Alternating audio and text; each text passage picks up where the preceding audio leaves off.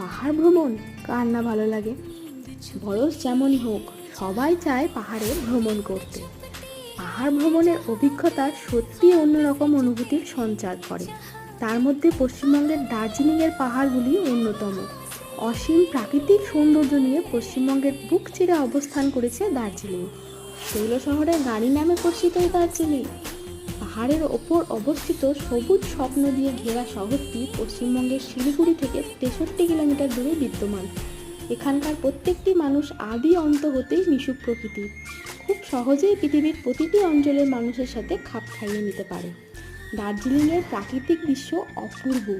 এই কুয়াশা তো একটু পরেই রোদ, আবার কুয়াশা। এখানে কাঞ্চনজঙ্ঘার বুকে সূর্যোদয় দেখা এক ভাগ্যের ব্যাপার, যে ভাগ্য আমাদের হয়নি। পৃথিবীতে যে এত সুন্দর কিছু আছে তা চোখে না দেখলে বিশ্বাস করা সত্যিই কঠিন।